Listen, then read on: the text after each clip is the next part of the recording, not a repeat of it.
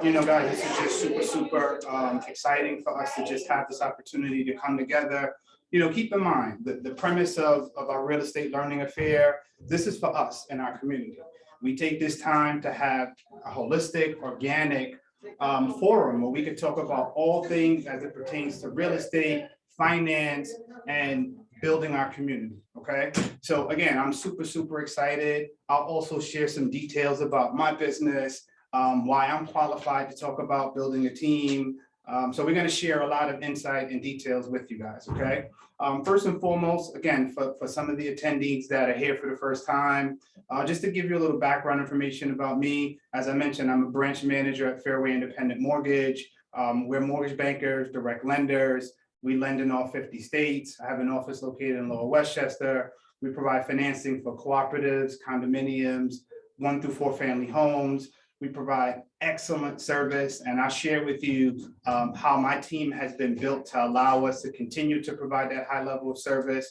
We'll talk about training. We'll talk about all of the nuances. I mean, this is really exciting, right? And it's a topic that's really relevant now, right? We're in the first quarter of 2022.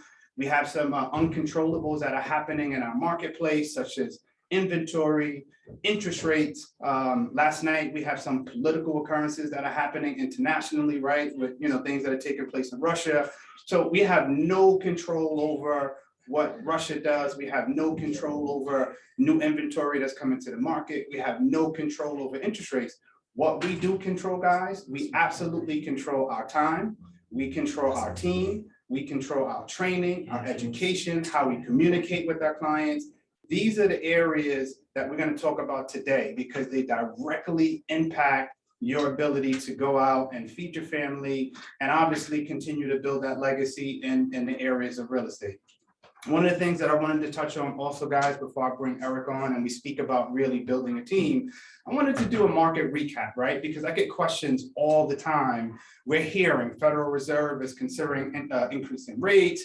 We're hearing just a lot of speculation. The 10-year Treasury is moving. So I just wanted to take a 30 to 60 second recap just to give you guys an idea of where we are today, right?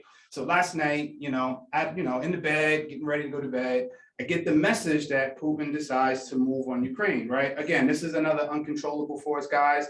But what did happen, even at 11 o'clock last night, the 10-year Treasury yields went straight down, right? Which is actually great for us and our business because what that does, it increases affordability for our clients, right? As rates go lower, our clients have the ability to qualify for more. Obviously, consumer confidence is affected. So, this was actually good news, but I do think it's short-term in nature. And we do have to understand that the Federal Reserve is trying their best to manage inflation.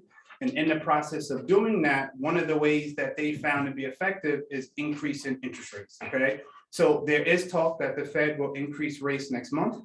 They're considering between 1/4 point to 1/2 point, which will affect the prime rate, the Fed funds rate, and ultimately the 30-year fixed rate and 20-year, 15-year rates accordingly. So again, guys, these are all uncontrollables.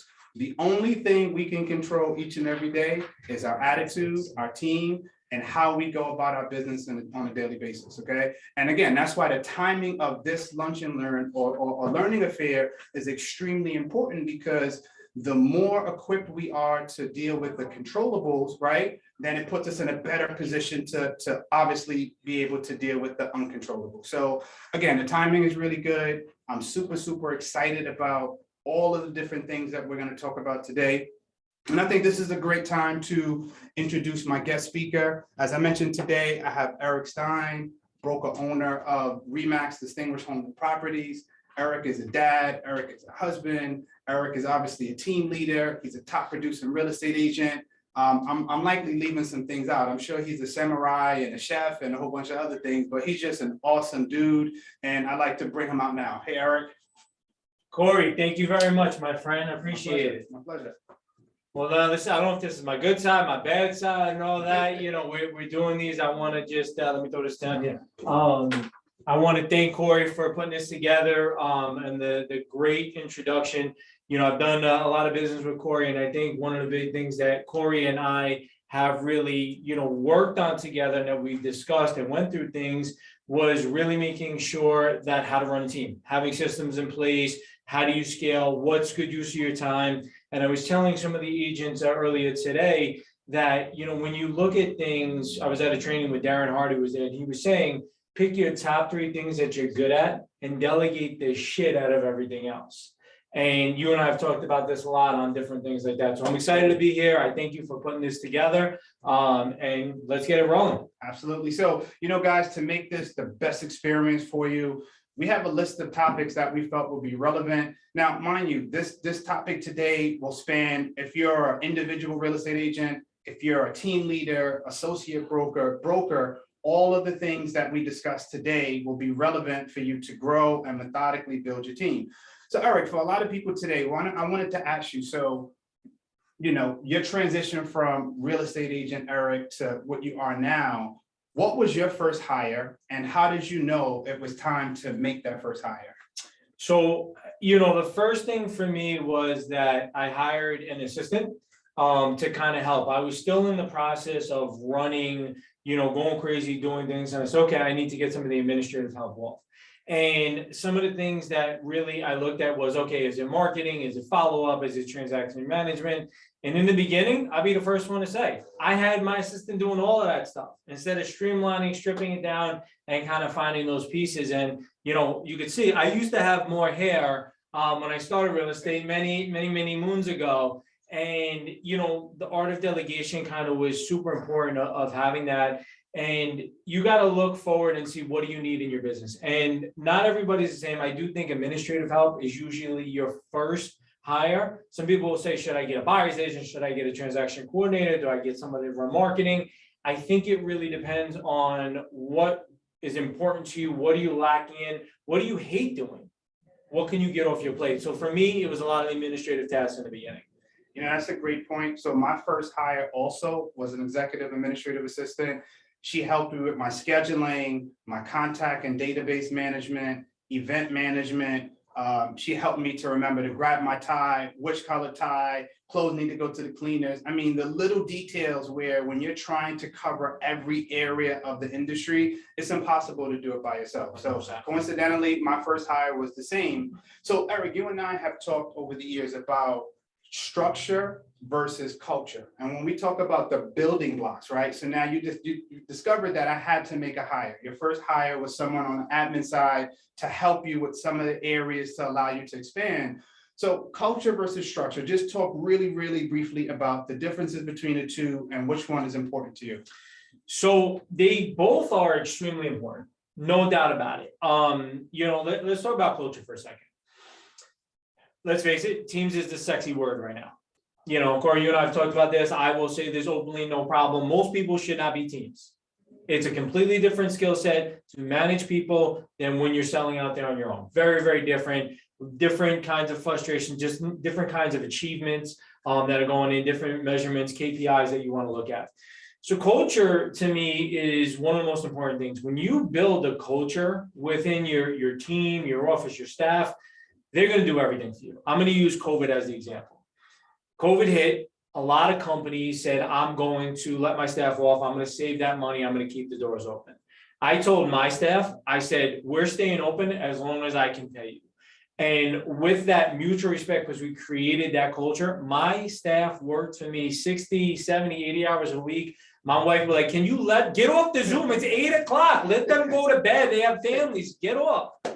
It was such a mutual thing. And I think, my staff has told me that keeping them employed in such an uncertain time of what's right. Yeah, you could have got unemployment, but let's face it, it wasn't the same thing. Keeping us rolling, and I was a big believer that, the old adage in real estate, there's blood on the street, you buy real estate. In hard times is when you double down, you grind out, you do that. And my staff really did that for me. And it was that culture, like some of the things you can do for culture is team events, going out to dinner, going away together as a team event, I think is a major thing, doing kind of a retreat. Taking yourself out of it.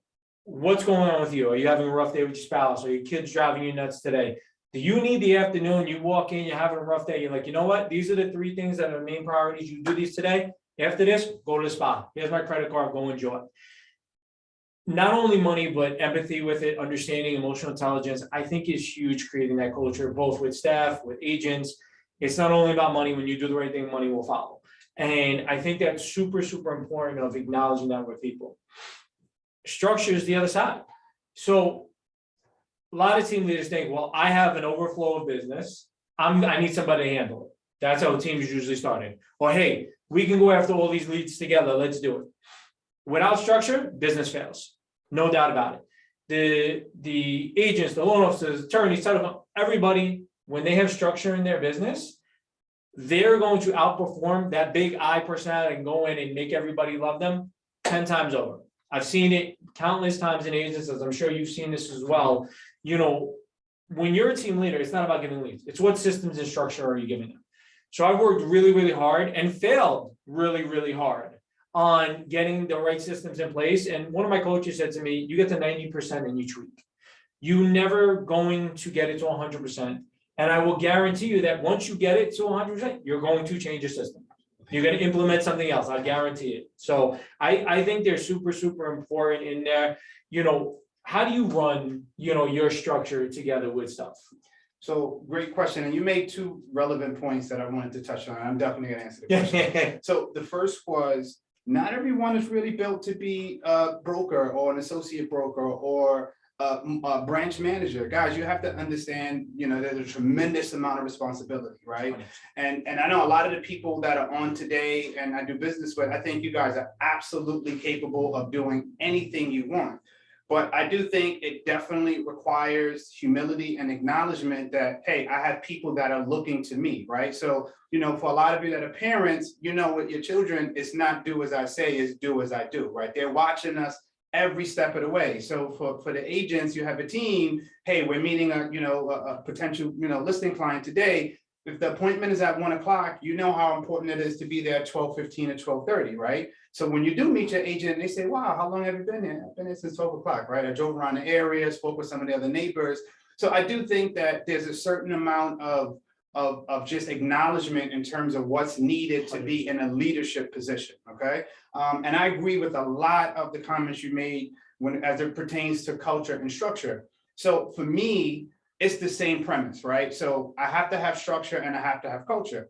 I don't know if one is more important than the other, but I do lean towards culture because you can have an amazing structure where people love it, but if you have a toxic culture, it's not going to last, right? And the opposite, if you have an amazing culture, but you have no systems, you have no means of tracking your success and being able to go back and measure your metrics, it's not going to last at all. So, a good point for me is communication, following a system where we track it, we measure it, we go back, we track it, and we measure it again. And I hold my team members very accountable, and I ask them to hold me very accountable. Eric, I'm the first person to tell them when I made a mistake, and I say, hey guys, I apologize. Definitely, I need to do better. And so that has allowed them to not, at least we have an open culture where if there is a mistake, they understand that, hey, listen, you know what, I am going to do better because my leader has acknowledged that he makes mistakes and he's going to do better. So I'm a really, really big believer of humility. You make a mistake, own it in front of your team. 100%. Right? Would you agree? 100%. Perfect. And I think this is a great segue. So, okay, so we're for all of us, guys, you identify I'm at a place now where I cannot cover first base, second base, third base, outfield, center field without dropping a ball. What is that first hire? Now, Eric mentioned for him that first hire was an admin, right? The first hire for me was an admin. Eric, question. So what if you have someone that is really, really detail orientated and they say, you know what? Maybe the first hire may not be an admin. What would you say the second or third hire may be in addition to an admin? So the first thing, and this is different for everybody, and I think that's what you have to remember. This is where coaching, mentorship, having conversations like this really come together from somebody that's doing it. It's what works for you. So if you're really, really detail oriented and you can handle more leads coming in, more stuff coming in, maybe you need a marketing person. And that may not be, 40 hour a week salary, W-2 health insurance, person. That may be, hey, I need somebody, like an ISA I'm going to spend money on this place to generate leads. I need an ISA inside sales agent to get those first contacts there. And sometimes with the way technology is today, I'm a big believer of human contact and having human beings on my team. There's a place for virtual assistants, no doubt about it. And I don't think you need to be right next to each other all the time. But I think that as you're going through and you're having a human connection with people, what's important to you. So maybe it is generating leads. Maybe it's somebody just administrative that's going to do mailers for you, something that's going to bring in more to up your capacity. When then at that point, you may look and say, okay, maybe I need to offload all of my transaction management, or all of, my marketing to somebody else. That's a great answer. And my sentiment is the same. I think ultimately, guys, you have to understand and know your strengths and your weaknesses before you can consider that first or second hire. You have to be honest about where you are in your business. Like what is your temperature? Can I handle more? Can I do more? Now, I know some of you on the call or attending may say, oh man, the expense of making that first hire, like I'm really, really worried. But what I'm going to say to that first, and I'm going to ask Eric's opinion as well. Guys, think of it like this, right? The goal of expanding your team is to give your clients and your community more of you, right? You want to talk about exponential growth. Well, it is impossible to do if you're trying to cover every aspect of the business. The goal is to get that first or second hire, train them, build a culture, build a system. Now you can give clients more of you, which will generate more business. And then slowly but surely and methodically, you can consider building and you can consider the next hire. What are your thoughts on that agent that's saying, oh man, I'm just worried about the expense in regards to hiring? So it's short-sighted to, cut and dry. If you're in this business, you're in a business, and I give this analogy all the time. I worked in a deli all throughout high school. And I give the analogy with realtors. I say, okay, if you were going to go open up a deli, you're going to work 4 o'clock in the morning to 6 o'clock at night, 6 to 7 days a week. You need $150,000 of capital between 6 months of rent, getting the place up and running. Why is real estate any different? But it's an easy entry barrier. You need to look at it like a business. Somebody said to me, so I was looking to hire a listing coordinator years ago. And a RE/MAX broker owner, Christian Fuentes out in California, was doing a ton of business, ton of stuff with his office, flipping houses on HGTV. And I said to him, what's the secret? What's going on? Well, what do you need time with? Okay. So I needed help with the time, getting the listings prepped and getting it all together for that. And I said, yeah, but it's going to cost me X amount of dollars. He goes, it's going to cost you or it's an investment. Are you investing in yourself? And it's a hard thing for you to realize as a human, where if I said to you, give me $100,000 to invest into a property, you can see a tangible asset. You can see the rental coming in. Sometimes rent doesn't come in, you got to evict, it's there, it's a risk involved. Are you going to invest in yourself and in your business? And I think that's what most people don't really do. One of my coaches had actually I had to make a list of everything that I do in a day. Everything that, as I grew my staff, did in a day. And you did yellow, green, and red. Green you enjoy doing. Yellow, yeah, you're all right about it. Red, you hated doing. And the other smiles, I'm sure you did one of these as well. And literally, you start with the red. Because if you don't enjoy doing it, you're going to either suck at it, you're going to avoid it, or you're just not going to do it at all. And I think the reality of it is those are some of those hires. And we're saying with having, some of that part-time staff, a transaction coordinator, it doesn't need to be somebody, 9 to 5, 24 hours a day. Different things like that. You can do that. You can outsource those pieces and you start with those. What do you hate doing? Because you either have to overcome your weaknesses and do them, or you have to delegate the shit out of them. Absolutely. I think great points. I mean, I'm laughing as well because when I think of my current team, it's almost like the heavens opened up and sent me the perfect people because I had people who truly love doing what they do. And many of you know now, right? So my team consists of, right now I have 6 team members. I have a great executive administrative assistant. I have 2 individuals that help me specifically with new leads that come in. I have 2 individuals that help us with pre-approvals, and one serves as my ops manager, and I have a dedicated branch processor. And the irony of it, Eric, everyone loves their job. Like, no one wants to do the other person's job. It's as if they were just truly sent to me to do that position.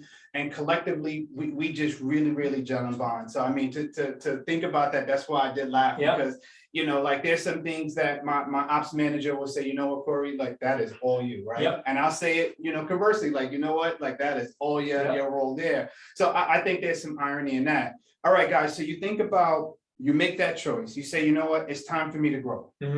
This is where I need to grow. We get rid of the fear of investing in ourselves because we know exponential returns will come. We talked about culture, we talked about structure. Okay, now let's talk about meetings, right? So we're going to talk about training in a little bit, but let's just talk about how do you meet with your team to go over the priorities, the weaknesses, the strengths, and things that need to be addressed and taken care of. How do you do it? So for me, I'm a weekly meeting kind of guy. Some people in my weekly meetings are probably about an hour, hour and a half. Try not to let it run more than that. I have my staff meetings, I have my agent meetings, with people, and they're different functions, different things run for different, parameters of the business. Some agents, some team leaders will do a 5-minute, 10-minute huddle every day, 5-6 days a week. The main thing is not only do you need to communicate your priorities, but it's accountability. And I had one of my agents tell me the other day, she goes, I look forward to the team meetings. It's one of those days that, if I feel like I'm being lazy, I cannot be lazy.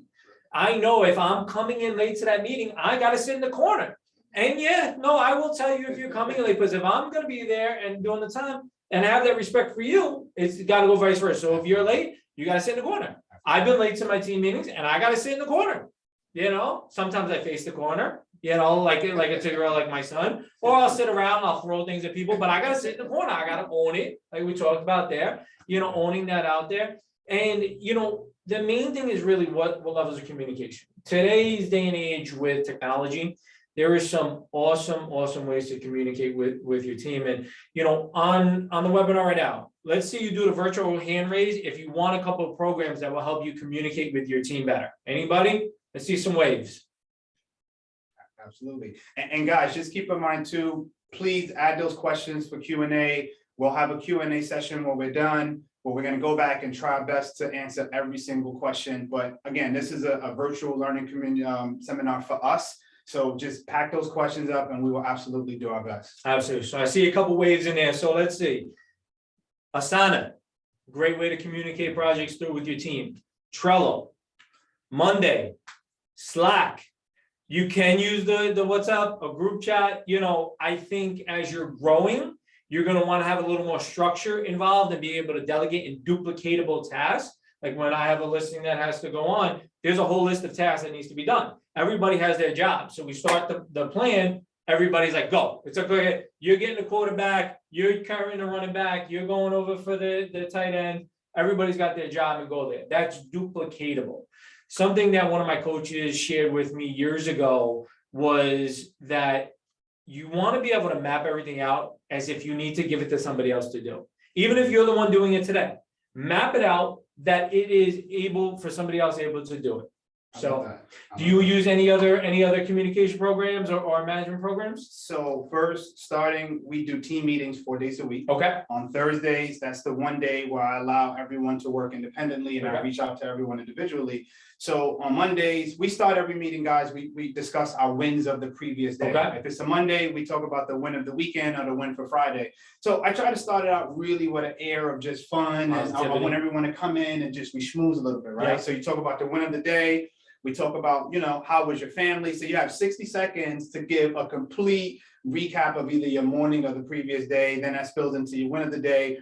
We have this title, we call it Big Rocks, right? Okay. Big rocks are items that you have to take care of that day. And a big rock is something that's standing in your way, right? Yeah. What are your 3 big rocks for that day? We'll talk about file priorities, closings that day, new leads that are coming in, just anything that requires attention for the team. Okay. And the reason I don't isolate the conversation and we do it on a team huddle, because it brings familiarity to the other team members, because at some point in the process, everybody is touching that same lead, from my admin to the 2 individuals that have the calls to logging them in the CRM. So everyone is gaining an idea as to what's happening with that lead as it moves from lead to pre-approval to loan application to closing, and eventually we start that cycle all over again. So for us, we use Microsoft Teams really heavily. That is our premier communication source. We exchange documents on Teams. We all have it loaded on our mobile phones. So I think that's a big one for us, and we hold our meetings on Teams as well. I think that's the biggest communication tactic that we use. So this is really good, guys. I hope you guys are taking some notes, because a lot of this, so you heard Eric mention on a variety of different occasions, is coaching, right? I'm also a coaching student, as many of you Yeah. know, and it has changed my life, guys. So whether you're ready to commit to coaching or not, still a lot of the strategies and techniques that we're sharing with you guys today, guys, you can just take some good notes, ask some questions, and slowly but surely just try your best to incorporate even a fraction of some of the things we're talking about today, okay? Obviously, you can't do everything at once, but take the priorities. Absolutely, and 100% you do one piece at a time, and coaching is expensive out there for organized programs, don't get me wrong. But what I would tell you to do is, I have met a lot of agents in this business that will come to me, Eric, can I take you to coffee? Can I take you to lunch? Can I pick your brain? I love that too. And the thing is that I'm approachable, you're approachable, there's plenty of people out there that are approachable. And the reality of it is that you want to be able to say, hey, can I do this? And I admire you. Can I get 15 minutes of your time? How would you handle this? The majority of the time, people are not going to blow you off. So if coaching right now to pay for a structured program is going to be a lot for you, find a mentor, find somebody you look up to. Call me, text me, DM me. Corey's available. We're ready. I think it's super important to kind of look at things. I like to read a lot of military books, so I use the term a lot, adapt and overcome. If you can't do coaching right now for $1,000, $1,500, $500 a month, whatever the case may be, go buy somebody coffee. Say, listen, I'm struggling right now. I need some help. Can I pick your brain for half an hour? And if somebody says no to you, go on to the next one. No big deal. Absolutely. Super, super important. Eric, you nailed it. Because at the end of the day, even Warren Buffett had a mentor. I think Warren Buffett is Bill Gates' mentor. Yeah. Right. And Bill Gates is Mark Zuckerberg's mentor. So unfortunately, we're privileged to have those mentors. But like Eric said, ask someone. Like I came into business, I would go and ask everybody, like, hey, can I take you out to lunch? Right. Like when I first started in business, I couldn't even afford it. It was just, I knew when I took out the owner of the bank to lunch, he was going to pay for it. But for me, it was just the time was priceless. And I still feel that way today. Like anybody that has some information that I want. Look, I think of it like this, guys. The minute you think you know everything, you're done. We're 100%. learning on our deathbed, right? Yeah. So that's the premise and the idea that I know, Eric, you share as well, right? 100%. All right, guys. So we're moving the steps along, right? So now we have an idea of who to hire. We have an idea of, hey, this is when we're going to meet. This is what we're going to talk about. Eric, let's talk about training, right? Yeah. So I'll start first. For me, I do training twice a week. So we meet 4 days a week. 2 times out of the 4, we're doing role playing. Okay. It could be a new guideline that we're taking, and either I'm highlighting or my ops manager are highlighting, but I really, really love role playing. And I switch up the role playing. So there's no one person that you'll go with every week. You could role play with me. You could role play with my admin. And sometimes we make it challenging, right? Sometimes we make it to where, you're getting that call with that person that's angry, right? And then you have to on the fly in front of the whole team. And it's visual too. We keep cameras on, but it's an amazing experience. And I've noticed week after week, my team getting better and better with rebuttals, with turn downs. I mean, they take it and they move right on to the next call. What is your training experience with your team? So the best mechanism that I do a lot of coaching with my team, my agents in the office, do a lot of one-on-ones. I have found it for me to really be the most effective way to dial into somebody individually. And what can we do? What can we implement? I had an agent this morning on a one-on-one tell me, like, I'm busy. I want 10 deals in contract by the end of March. I'm like, okay, that's annualized 40 deals. I said, that's fantastic. But I could tell she was getting a little tired. And she's like, I don't want my business to go like this. So what are we doing? She's like, I like reminders. Reminders go well for me to make the calls. Great, let's set up some reminders, things like that. Role playing is important. I think scenarios, if we're role playing and I'm in the middle of it, I'm going to be that pain in the ass client. I'm not letting you off easy. I'm sorry. It's not happening. You have to be able to sell me. If you get me done, you're good. Here you go. Here's your leads in there. Going through learning different things. As I'm sure you with your team, I try to teach, my agents, my team, a higher level. I say this, that most agents walk into business like this. They look down, they see what's in front of them. I try to teach my people to look forward, see what's going on, see what's in the field over there. We then try to as they get to the point, and team leaders here, listen to this very carefully. You no longer look at this business like this. You need a 30,000 foot view. You are looking down. You're that general looking over the battlefield. That is the difference of a team leader. What moves are you going to make? What chess pieces are you going to move to be able to put you in the case to win? And when something happens, which it always does, how are you going to deal with that? So, you know, kind of looking at the bigger level stuff, sometimes it's a recommendation for a book. Sometimes it's an ass kicking. It's like, yo, you didn't make your calls. What's going on? What happened? Sometimes I got to give my agents a hug because you know what? They had a rough day. You know what I mean? They had a situation. What's going on? And I think kind of a mix of all of those things, you know, knock on wood, you know, we're not going over the forms religiously and stuff like that. In real estate, we don't have that many changes like the banking industry that changes, you know, every hour. But it definitely is, you want to meet people on their street and find out what works for them. Absolutely. Great insight. And obviously you all know, most people know that I'm passionate about chess. I love the chess analogy, but you're absolutely right, Eric. I mean, look, guys, again, coming back to leadership in general. So again, I try to move away with my team. I don't like using the terminology leadership, right? I address myself as a team member with my team because at the end of the day, when we're on that battlefield together, it's my back against theirs. Position doesn't matter, right? Yeah.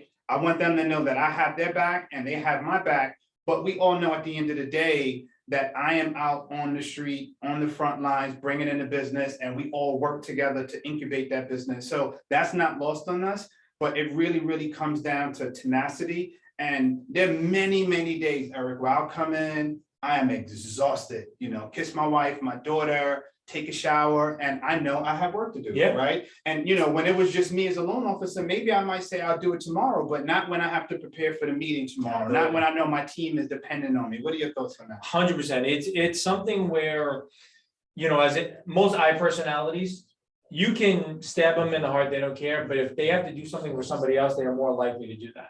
And, you know, we've had this discussion, you know, now Philly's almost 2.5, and finding that balance of being home, making sure I'm there for dinner, you know, going through, put him to bed, you know, of course, Dan and I will do a lot of those things together, but it's then, okay, do I have work to finish up? What's going on? If I told one of my agents that I'm going to look at comps for them because they got a CMA in the morning, I'm going to do it. Or I'm waking up at 5 o'clock in the morning before the world even starts, I will not let them down. I will make sure that that's there. And that's that level of accountability. And, you know, we've talked a lot with culture, and I just want to kind of circle back on that for 1 second. The way you have with your culture going in there, you're right. You're leading back to back. There is no leader from out front to back. If you are a team leader and you're standing out there where your people are behind you, no, you're going in, you're all going to fight that battle together. Let's get our fists up and we're ready to rock and roll. And I think that culture is super important because it goes all the way around and getting there. It really is as you're developing it, and it's not, hey, let's go out to the bar and have that. It's doing that at 10 o'clock at night to make sure that the team is ready for the next day. Absolutely. I mean, great guys, absolutely tremendous. Like, I'm learning a lot from Eric. I mean, even with my team, the beautiful thing about being humble is you have something to learn from everybody, and he's given so much insight here. This is fantastic. Hey, Eric, I've had agents ask me like, hey, I'm trying to organize my data. I don't know where to start, right? In terms of data management and the CRM. I know some people use KV Core, some people, you know, they'll use Salesforce. I love Salesforce. Yeah. Salesforce has a program specifically for the mortgage industry. It's called Jungo. But what are some of the CRMs that you've either encountered, or what's your favorite? So everybody asks, what's the best? What's your favorite? It's whatever works for you. It's point blank. It's whatever works for you, nothing else. You know, there's great CRMs out there. There's Chime, there's Real Geeks, there's Boomtown, there's Commissions Inc. You said there's Salesforce out there, KV Core, Follow Up Boss. Most national real estate companies have one as well. Remax does, KW does, you know, Century 21 has, they all have them now. It's what works for you. One of my top producers still uses a notebook and puts his stuff in there in a pad. And I don't care if you are using napkins, index cards, whatever it is, use what works for you. Do I think, yes, you should have an online digital one that you can put notes in, schedule follow-ups, be able to mass email out to your database? 100%. But if you are using an Excel spreadsheet or you are using a notebook and it works for you and you're being consistent, it's what works, hands down. Absolutely. And I would agree, guys. So the way I would simplify that is just don't overthink the process, man. Yep. If you're using a notebook and you're using, like Eric said, a napkin, but you're more effective than the person that has 5 different CRM, then what are we really talking 100%. About? Right? It's really about what's effective for you. And again, guys, don't fall in love with all of the shiny toys, man. Sometimes it's finding the most simplistic software or database that's going to give you the ability to be successful. whatever that is, as Eric mentioned. Yep, and I'm gonna show you guys the most valuable tool in sales, real estate, mortgage. You ready? Ready. I got a special thing. It's a magical thing. I created only for myself. It's a phone. You can call, text, email, and hey, you can send a video now with it too. The most valuable piece of CRM, hardware, anything, making the connection, having the conversation. Absolutely, guys. And so, again, he said there's no real magical pill here. I mean, it really, all of you know, to get to the place where we are, it takes dedication each and every day. The only thing we tried to do was really come together and just share some of our wins and losses. Eric, I have a final question for you, and I want to open it up for Q&A, right? So the goal for this is to be organic, is to be transparent. I want you to share just the memory you have where with that hire, that one or two hire, maybe the one hire that you had that maybe didn't work out. You don't have to get into the name of the position, but just how you know it, you knew it wasn't working. You said it, humility, going for it. I like to start a lot of my team meetings with, hey, what did I do wrong? What can I do better? And you know, you're going through, if all your team leaders out there, read the Culture Code. Great book. And it teaches you about that humility. I had a hire that I knew I was stuck with. I was at a glass ceiling. You know, we get glass ceilings in ourselves all the time. It's what are we going to do to break through? Sometimes it is hiring staff to break through that glass ceiling. I was stuck still. My team around me at that point was not allowing me to break through. I had to own it. I messed up. It didn't work. I had to pivot. I had to adapt and overcome. I probably should have fired quicker. You know, but for me, you know, that culture, you always try to do that, you find that, and there's always a tough balance with it. I had to say, I'm not growing anymore with it. Am I stuck? Can I do more there? My next hire costs more money. No doubt about it. Best investment I ever did. No doubt about it. I made an investment. So when you go through this, you want to look and see, where are you today? Can this person help you? And maybe they're good at that role and they're not there for you. Maybe you need to make an additional hire. Maybe you need to fire and switch out and rotate through. And you know, one of the things you said, you know, with your team, that it's like God opened up the floodgates and gave you the right people. How many times have you had to make those changes throughout your career, right? Absolutely. 100%. Don't be afraid of that. Don't be afraid of saying, you know what, it's not working. I made a mistake. What can I do better? Absolutely.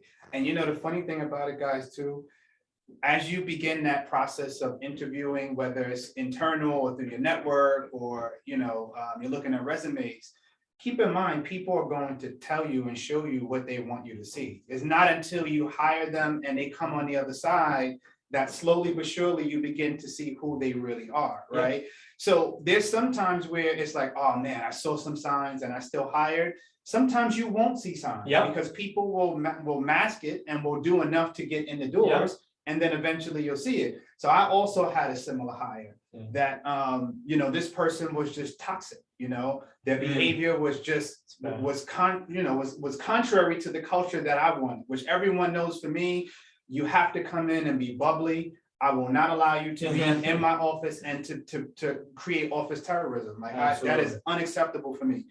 And so, you know, it was tough because firing is never easy. And that was one of I think my second fire that I had to do. So it wasn't an easy thing. That person had a family, but the environment became so toxic with them there that obviously we had to separate and part ways. And like you said, I mean, I've gone on to make more hires and my team has grown and the culture is better. But still, you know, I wanted to put that honest question out there, guys, because you are going to make hires that will not work out. And the longer you keep them there, guys, you will never be able to get to that place where you really, really want to go when you have toxicity in your culture. Absolutely, 100%. And I think, you know, most of the people on this are realtors out there. Buyers agents that are your friends that see that you're crushing it and want you to come in, may be good, may not be good. You know, and it's something where you have to look at what makes sense for you. How can you go and do things? And I'm going to give a shout out to Gina Bella Homes in Westchester. So somebody I grew up with, Vincent Caiola, he came into the business. I knew because of the relationship that I had that maybe I wouldn't have been as tough on him and wouldn't have been able to do it. And I give Gino and Jerry all the credit in the world. Vince put the hard work in. He crushed it in 2021, and they were the right fit for him. We wouldn't have been. So hiring your friends and going through that, you have to really look at that because it's harder to make those tough decisions and going through. And as you're going around and you're doing that, you're gonna make mistakes. Buyers agents, administrative staff, whatever it is, you can give people another chance by all means, and I think that people deserve more than one chance. But look at it, and if it's not working, don't be afraid to adapt and overcome. Absolutely. Great insight. So guys, what we wanted to do was give you something that was unfiltered, right? We wanted to talk about not just the wins, but the losses as well, because we know there's no true growth without losses, right? Yep. Like for me as a chess player, some of my best games are the games that I lose. Yeah. Because they tear me up inside, right? And I'm gonna make a little joke. There might be someone on here that got a win the other day and it tore me up inside, and you know who you are. Congrats to you, by the way. But I'm the type of person where that night I had to go back and look at almost all of the moves in my mind to come back and be able to say, you know what? All right, got it next time, right? Figure out what we're But wrong. that's the tenacity. That's just the competitor in me. And for all of you guys, if you're looking to really seriously build a team, you have to show that competitive spirit to your team. They need to know that they're joining a winning team. And I'm not saying you have to be so aggressive that you lose integrity, but you have to show them 100%. that aggressive demeanor when necessary. And I'll let you speak to that. 100%. I'm a big disc profile person. Most team leaders are D personality. You don't have to be fully D to be a team leader. Sometimes there's partners that, there's more passive and there's more D personality. But I think you said it right. When the chips are down, when you're having a hard time, you're going through, team leader, you do have to lead. You got to go and you got to take that sword like, Braveheart and getting it all out there and wave it around, and you're going in. And if you get killed first, that's what happens. But because you're leading, that's not going to happen. You're going to charge up your team. We make the jokes that I didn't have emotions, 5-6 years ago. Thank God for therapy. And, it's something where sometimes you need that swift kick in the ass. Sometimes you got to be a little empathic. But at the end of the day, your team, your staff, your support staff has to know that you got their back. And when we're ready to go to war, I got you. One of my agents called me up. They got a problem with somebody. No problem. Let's go. And if you fire me up, you better get the hell out of my way because I'm knocking you out. Figure out what's going on. And that's what a true leader, I think, really does, is they're going to support their staff and they're going to fight for them, even if it goes on them. Absolutely. I'll share a quick joke with you guys and we're going to do Q&A. I have an agent that I've done business with for a very long time. And she had a listing recently, still currently in Yonkers. And one of the offers that came in, the loan officer was very, not just aggressive, but disrespectful to her. And her knowing, my reputation in the industry, she called me, she asked me if I knew him. I knew him vaguely from years back, and I immediately called him. And obviously I set the record straight. So his question to me was like, hey, Corey, what, are you involved in this transaction? I'm like, yeah, I'm involved because this person is a dear friend of mine, right? And what you did wasn't right. So, but it just comes back to just being able to lead and showing that love and care and people knowing that you have their backs when things really get there. Absolutely, 100%. Got it. Eric, this was great. I do want to open it up now to see if we have some questions. So we're going to let the questions go and we're going to do our best to answer now.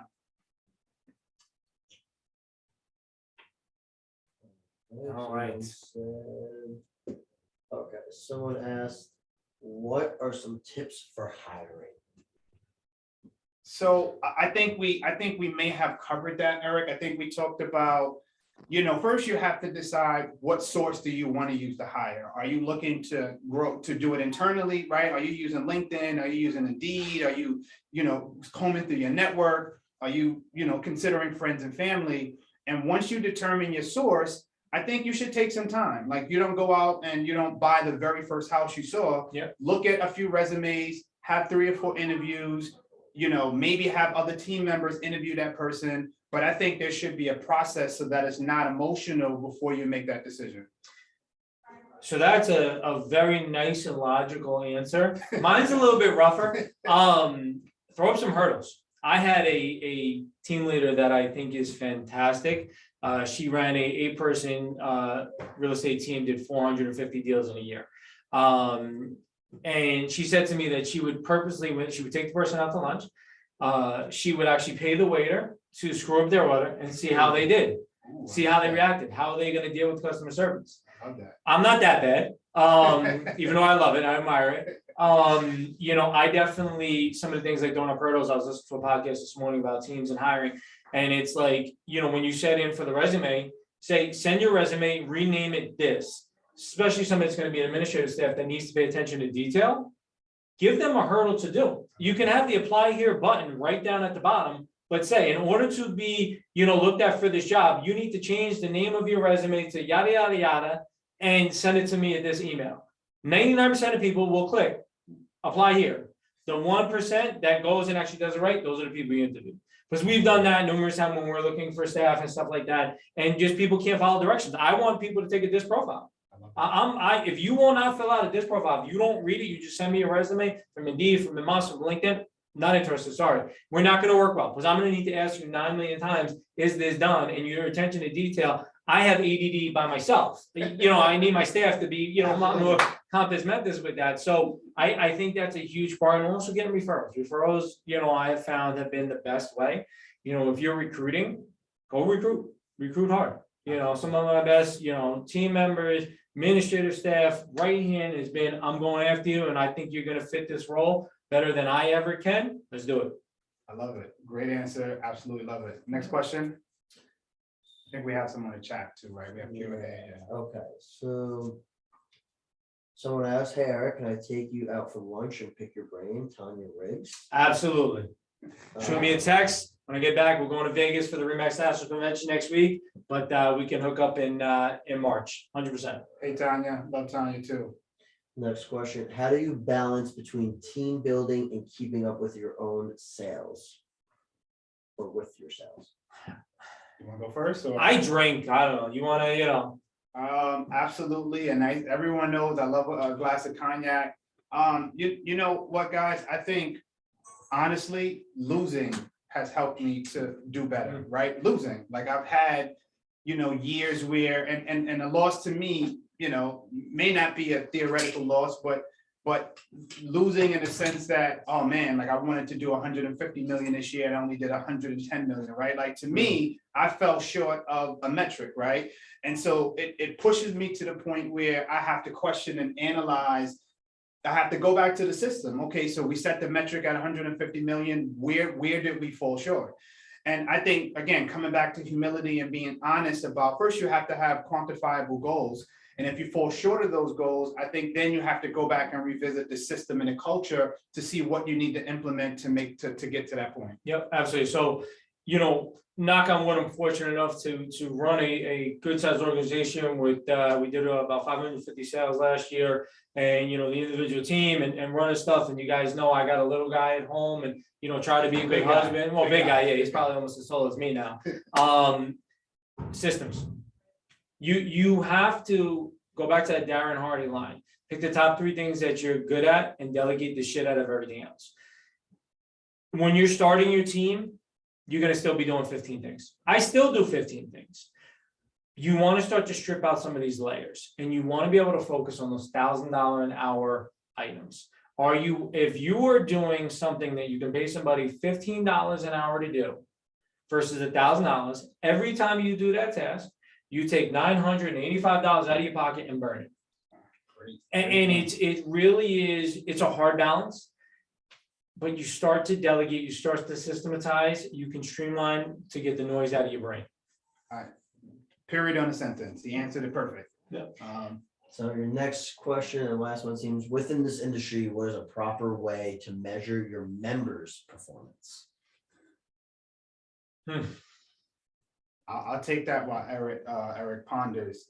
Stats. I'm a statistical dude. Obviously, I'm a finance guy. I have about 5 or 6 sheets that we use to measure, and I measure everything. I measure leads that have come in. I measure our conversion rate from lead to pre-approval, lead to closing, from credit pull to closing. I measure a lot of different stats.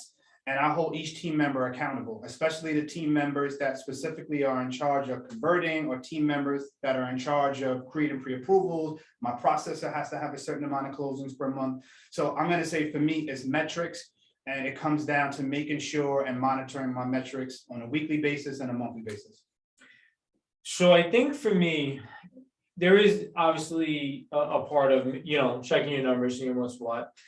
My favorite book is actually Extreme Ownership, written by a couple of Navy SEAL commanders. And one of the things that stuck out for me from the book was that their SEALs were on a mission in Iraq, Afghanistan. SEAL force was, commander's not on the mission, he's back at base, watching it on, on cams and stuff. And he took ownership of it and said, it's my fault. I didn't train my guys. I'm reading this and I'm like, wait, this is Navy SEALs. Like, this isn't, guys just coming off the streets, the Navy SEALs. How are you taking ownership? So for me, I am looking at the metrics, but I'm also then coaching to see if you haven't hit the metrics, what's going on? The accountability. You got to show up to your team meetings. You got to follow up on your leads. You got to go in. So if you're following up and you're getting into the system every day and you're showing up, is it a conversion problem? Is it something I need to role play with you a little bit more and build that out? Did you just go through a bad divorce?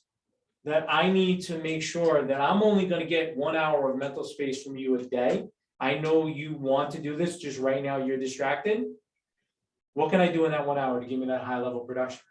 And I know, listen, I get a fight with my wife, my day is done. Like, I'm done. My head is all over the place. I'm sure you're the same way. You know what I mean? Everybody that's got one of these or a significant other, you know how it goes, kids, the whole 9 yards. But I think that for me, if my team members are not doing the goal that we both agreed to do, we got to set that goal together. What can I do better to get them there? And at that point, if they're not, then it may be a time to cut loose, but what can I do to help them get over that hump? Again, period on the sentence. I think that was perfect. Do we have some more questions in the Q&A? Let's see. We're checking to see if we have some more Q&A questions now. I think the chat is good. All right. Which qualities must you possess to make a great team leader? Again, I think we touched on that. But I think I'm going to say, because every personality, Eric touched on the DISC profile and personality test.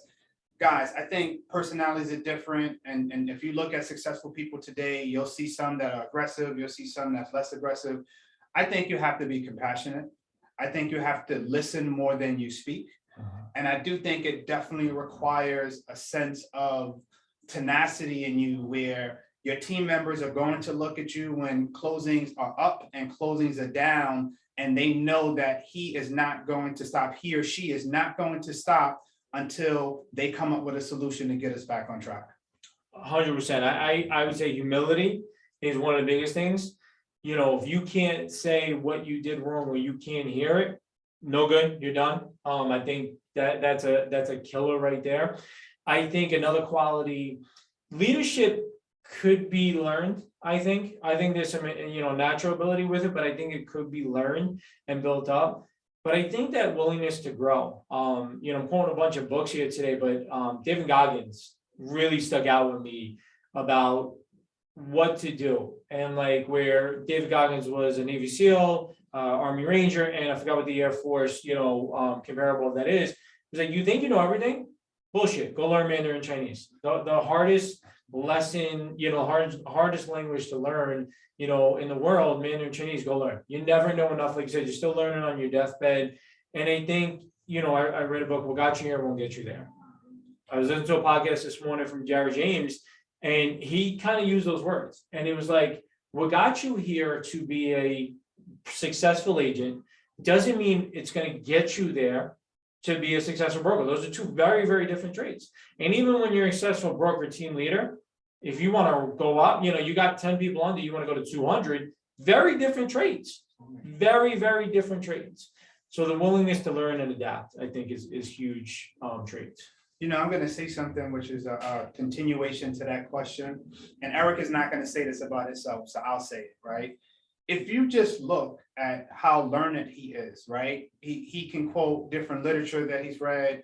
Obviously, he starts his day with podcasts.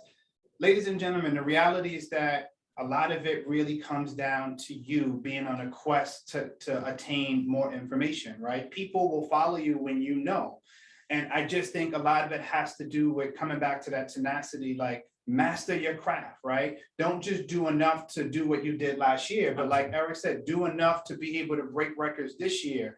And it becomes easier for you to hire. It becomes easier for you to train. So again, I just think, you know, living and dying by mastering your craft, like learn the nuances of your trade.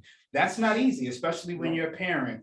If you're married, I mean, we know it's not easy, but when you talk about turning that curve and doing the things that are uncomfortable, that push you into that top 1% realm, it requires making yourself uncomfortable. 100%. Be comfortable being uncomfortable. Absolutely. So that is a term for both of us. Guys, this was great. Eric, I want to really, really thank you for doing this. I mean, I hope you guys found this to be very helpful. Eric, where can people find you on social media? You can get me right on Instagram, Eric Stein Remax. You can get me on Facebook, LinkedIn, YouTube channels, you know, the office website. We're right on the corner, across the street from the train. We'll come in, say hello, get coffee. You guys got my cells, my emails, everything's out there. Definitely feel free to reach out. You have questions, happy to connect. And Corey, you know, when you asked me to be on this panel, it was not only my honor, but it was an honor to be with you. You and I have talked about this with structures, systems, everything together. You are the model of what needs to be done for, you know, keeping yourself together, running a team and adapting and overcome. You know, first conversation, your team was different a few years ago than what it is today. And being able to kind of roll through that. And I think that's admirable. So I appreciate that. Well, thank you. You guys can definitely find me on Instagram at the England team. You can find me on Facebook. Many of you have my mobile number. Listen, I hope you found something today that will obviously immediately and even in the future help you book a business.